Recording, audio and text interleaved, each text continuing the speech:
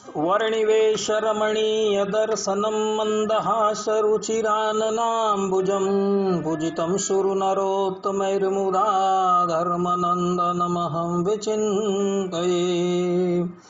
ओम श्री स्वामिनारायणाय नमो नमः। श्री हरिकृष्णाय नमो नमः। श्री सावर्णे गोत्र तिलकाय नमो नमः। श्रीमद्गुरु समारंभां नाथयामो नमद्यमां लक्ष्मीवल्लभपर्यन्तां वन्दे गुरुपरम्परा। वन्दे गुरुपरम्परा। सहजानंद स्वामी महाराज की जय। श्री नारायण मुनिदेवनी जय। श्री राधा राधा बिहारी लाल नी जय। हरिशरणम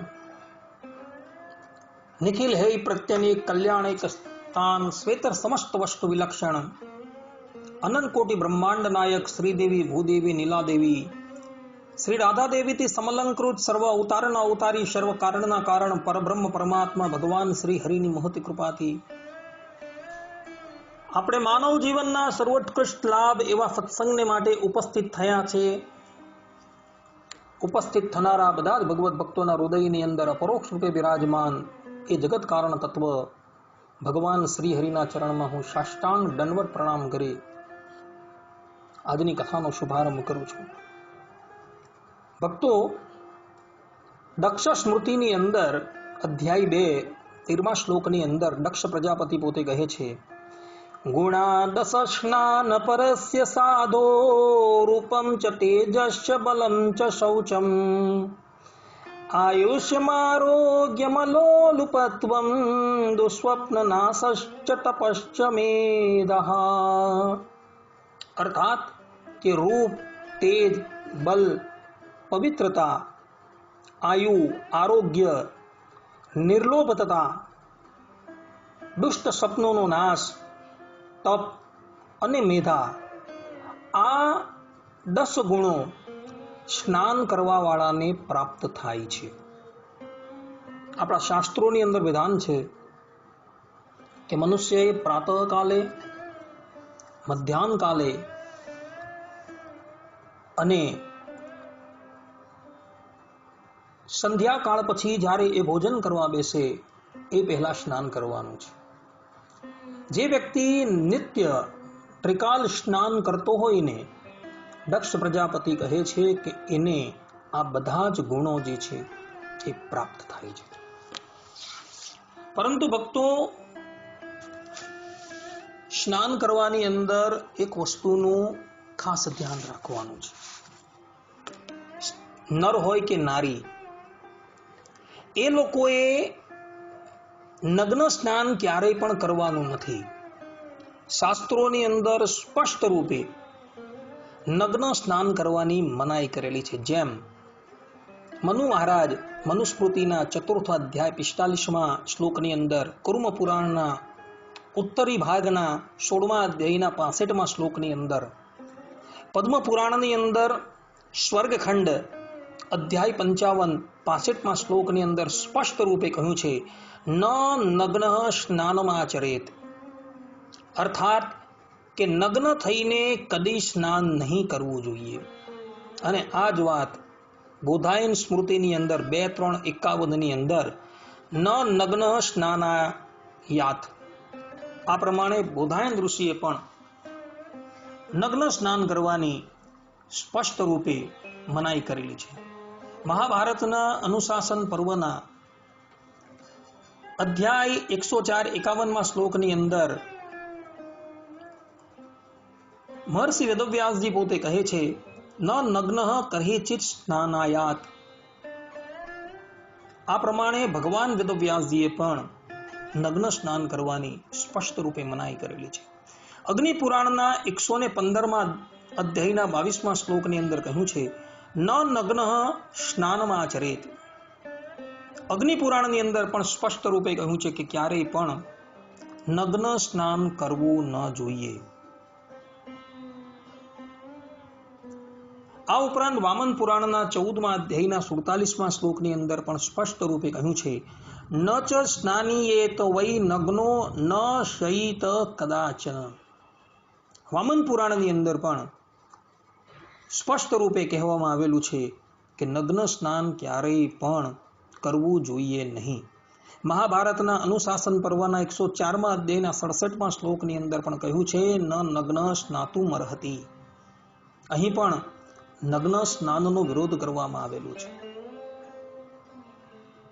અર્થાત કે ગ્રહસ્થાશ્રમી હોય કે ત્યાગાશ્રમી હોય, કોઈ પણ વ્યક્તિએ નગ્ન સ્નાન કરવાનું નથી.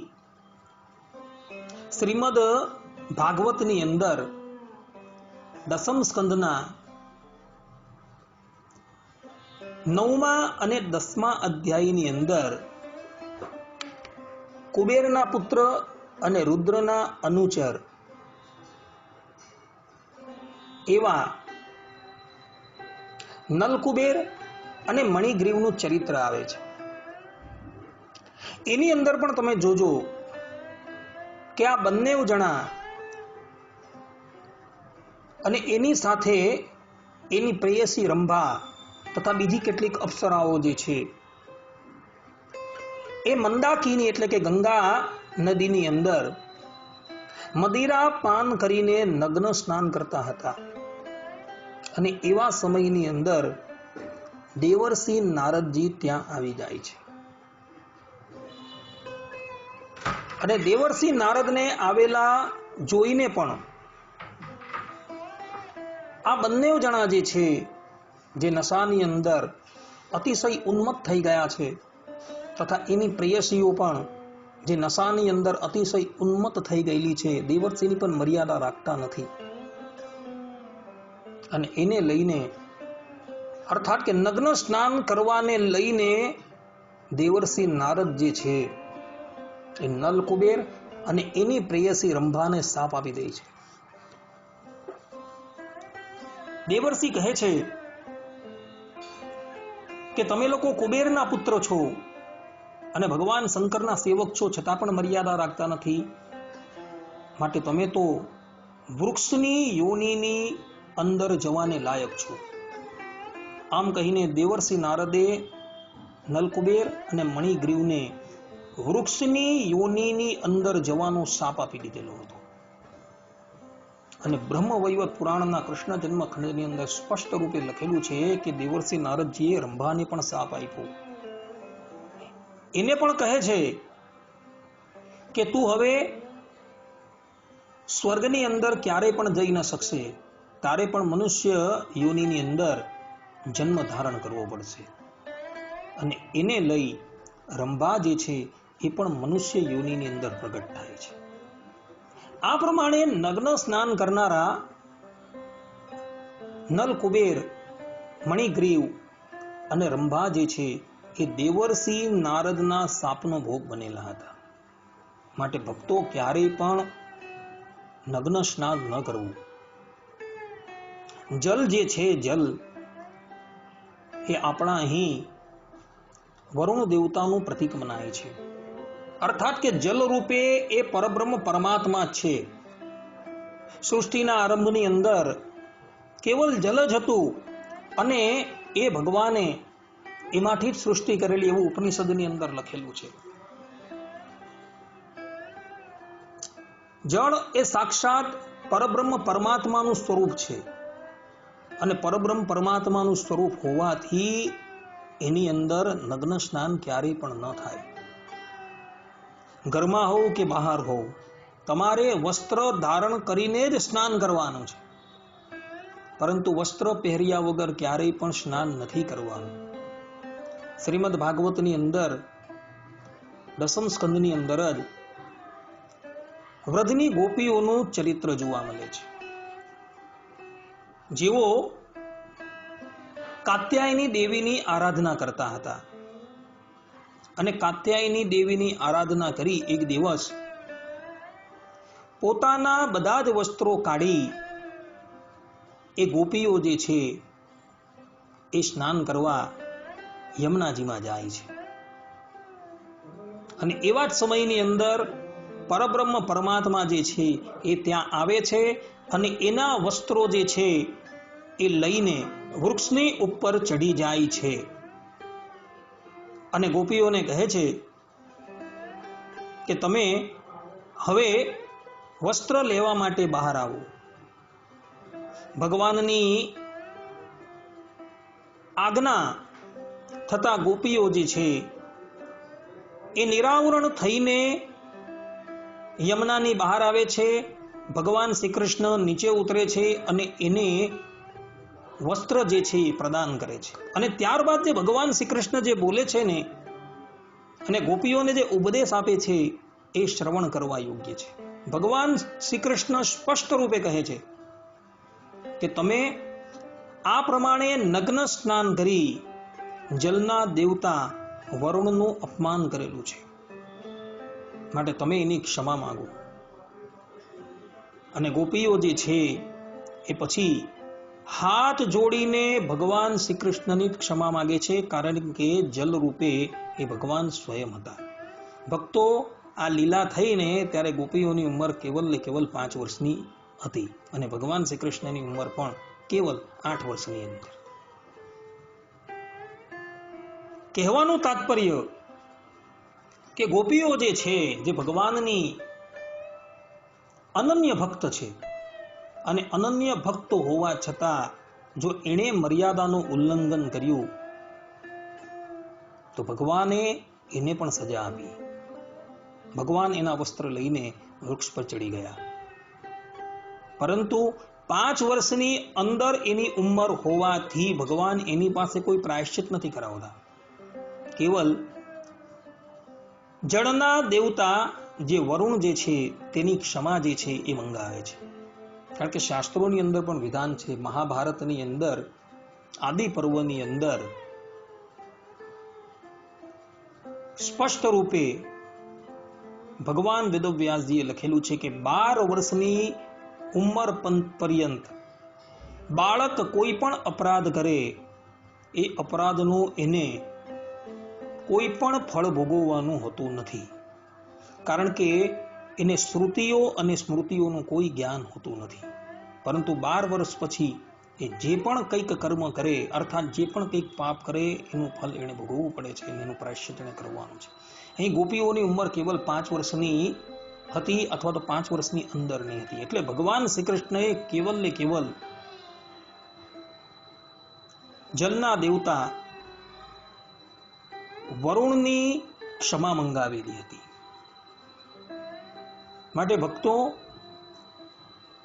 શાસ્ત્રોની અંદર જે પણ કંઈ કહ્યું છે એ જ આપણે કરવાનું છે. શાસ્ત્રોની અંદર સ્પષ્ટ રૂપે નગ્ન સ્નાન કરવાની મનાઈ કરેલી છે, તો આપણે ક્યારેય પણ નગ્ન સ્નાન ન કરવું. ચાહે ઘરમાં હોઈએ કે ચાહે બહાર હોઈએ, આપણે નગ્ન સ્નાન ક્યારેય પણ કરવાનું નથી. કારણ કે નગ્ન સ્નાન જો આપણે કરીએ તો એ જળના દેવતાનો અપરાધ થઈ જાય છે. માટે નગ્ન સ્નાન ક્યારેય પણ કરવાનું નથી. એ જ પ્રમાણે ભક્તો, સ્નાન કરવાનો સમય જે છે ને એ સ્નાન કરવાનો સમય પણ પ્રાતઃકાલે 3 વાગ્યા પછી છે. 3 વાગ્યા પહેલા ક્યારેય પણ સ્નાન કરવાનું હોતું નથી. શાસ્ત્રોની મર્યાદા બતાવેલી છે. કારણ કે પ્રાતઃકાલે 3 વાગ્યા પહેલાનો જે સમય જે છે એ નિશાચરોનો સમય છે અને તે વખતે વરુણના સેવકો જે છે એ જલની ચોકી કરતા હોય છે. ગ્રહણને બાદ કરતા કોઈ પણ વ્યક્તિએ 3 વાગ્યા પહેલા સ્નાન કરવાનું જ નથી. હા, કોઈક અતિશય આવશ્યકતા હોય તો તમે કરી શકો છો, પરંતુ 3 વાગ્યા પહેલા ક્યારેય પણ સ્નાન નથી કરવાનું. દસમ સ્કંદની અંદર, શ્રીમદ ભાગવતના દસમ સ્કંદની અંદર કથા આવે છે કે એક વખત નંદરાયજી જે છે અજાણતાથી પ્રાતઃકાલે 3 વાગ્યા પહેલા એટલે કે મધ્યરાત્રિએ સ્નાન કરવા યમુનામાં ગયા તો વરુણના દૂતો જે છે એ એને બાંધીને વરુણાલયની અંદર લઈ ગયા હતા. ભગવાન શ્રી કૃષ્ણને જ્યારે ખબર પડી ત્યારે ભગવાન શ્રી કૃષ્ણ વરુણના લોકમાં જાય છે અને નંદરાયજીને છોડાવી આવે છે.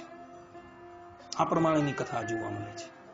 માટે ભક્તો, નગ્ન સ્નાન પણ ક્યારેય ન કરવું અને 3 વાગ્યા પહેલા ક્યારેય પણ સ્નાન કરવું નહીં. કદાચ મધ્યરાત્રિએ ગ્રહણ હોય અને શાસ્ત્રોની અંદર આજ્ઞા છે કે ભાઈ ગ્રહણ જ્યારે શરૂ થાય ત્યારે સ્નાન કરવું, તો એ વખતે તમે સ્નાન કરી શકો છો. અને મધ્યરાત્રિએ ગ્રહણ જો મુકાઈ જાય ત્યારે પણ સ્નાન કરવાની આજ્ઞા છે, તો ત્યારે તમે સ્નાન કરી શકો. પરંતુ એ સિવાય ક્યારેય પણ 3 વાગ્યા પહેલા સ્નાન કરશો નહીં. અને નગ્ન સ્નાન તો ક્યારેય પણ કરતા જ નહીં, કારણ કે નગ્ન સ્નાન કરવાથી જલના દેવતાનું અપમાન થઈ જાય છે. શાસ્ત્રોની અંદર સ્પષ્ટ રૂપે નગ્ન સ્નાન કરવાની મનાઈ કરવામાં આવેલી છે. ચરક સંહિતાની અંદર સૂત્ર 8:19 ની અંદર ચરક ઋષિ પણ કહે છે, ન નગ્ન ઉપસ્પૃશેત નગ્ન સ્નાનમ ન કુર્વીત. સ્કંદ પુરાણની અંદર પણ માહેશ્વર કૌમાર સંહિતાની અંદર 41મા અધ્યાયના 157મા શ્લોકની અંદર પણ આ વાત લખેલી છે. ન સ્નાનાયાન ન સ્વપેન નગ્નઃ. વિષ્ણુ પુરાણની અંદર 3ય અંશ 12મા અધ્યાયના 19મા શ્લોકની અંદર પણ આ પ્રમાણેની આજ્ઞા આપવામાં આવી છે. માટે ભક્તો, ક્યારેય પણ નગ્ન સ્નાન કરતા નહીં.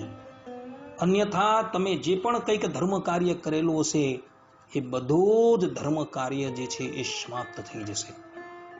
માટે પોતાના ધર્મ કાર્યને બચાવવા માટે, પોતાના પુણ્યને બચાવવા માટે તમે કોઈ પણ નગ્ન સ્નાનની અંદર પ્રવૃત્ત થતા નહીં. આ સિદ્ધાંત વાત છે, આ જ શાસ્ત્રોનો મત છે. અસ્તુ.